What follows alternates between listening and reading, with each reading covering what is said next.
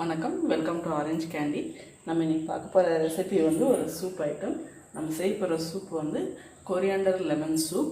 So வாங்க அதோட செய்முறையும் அதுக்கு தேவையான பொருள் என்னன்னு பார்க்கலாம். ஃபஸ்ட்டு வந்து ஒரு கடாயில் வந்து 2 ஸ்பூன் எண்ணெய் விட்டுக்குங்க. அதில் வந்து ஒரு 3 பெரிய பல் பூண்டு வந்து பொடியாக நறுக்கி வச்சுருக்கேன், அதை ஆட் பண்ணிக்கலாம். அது கூடவே வந்து 1 இன்ச்சு சைஸ் இஞ்சி துண்டு வந்து பொடி பொடியாக நறுக்கி வச்சுருக்கேன், அதுவும் ஆட் பண்ணிக்கலாம்.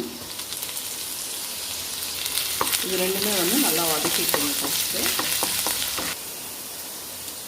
இஞ்சி பூண்டு வந்து நல்லா வதங்கினதுக்கப்புறம் நம்மளுக்கு வந்து தேவையான காய் ஆட் பண்ணிக்கலாம். இதுக்கு வந்து ஒரு 4 பீன்ஸ் வந்து ஃப்ரெஞ்ச் பீன்ஸ் வந்து பொடியாக நறுக்கி வச்சுருக்கேன், அதை ஆட் பண்ணிக்கலாம். கூட வந்து பொடியாக நறுக்குன மீடியம் சைஸ் கேரட், அதுவும் ஆட் பண்ணிக்கலாம். அப்புறம் கூட வந்து பொடியாக நறுக்குன முட்டைகோஸ் 1/4 கப் ஆட் பண்ணிக்கலாம்.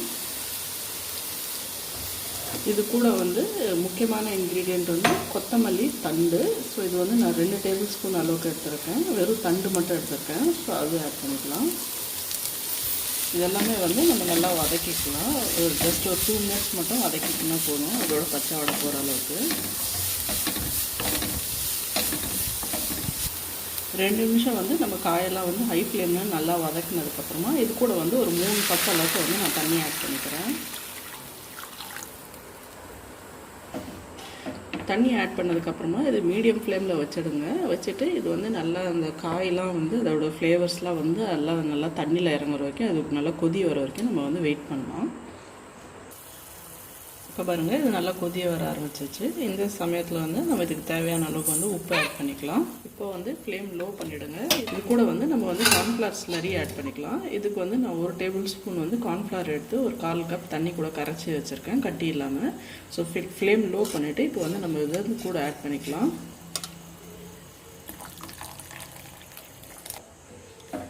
இப்போ வந்து ஸ்லைட்டாக அது வந்து நம்ம சூப்பை வந்து திக்காகிற வரைக்கும் நம்ம வந்து கலரி விடலாம். இப்போ கார்ன்ஃப்ளவர் ஸ்லரி ஆட் பண்ணதுக்கப்புறமா 2 நிமிஷத்துலேயே வந்து நம்ம சூப் வந்து நல்லா திக்கான கன்சிஸ்டன்சிக்கு வந்துருச்சு. ஸோ இப்போ இது கூட வந்து நம்ம வந்து பெப்பர் பவுடர் ஆட் பண்ணிக்கலாம், 1 ஸ்பூன்.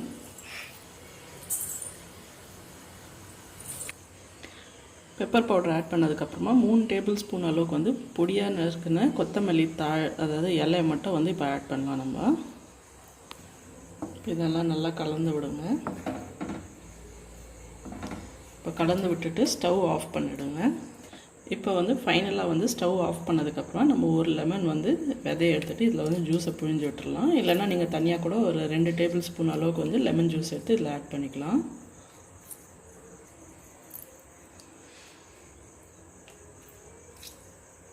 அவ்வளோதாங்க, நம்ம lemon coriander veg soup ready ஆகிடுச்சு.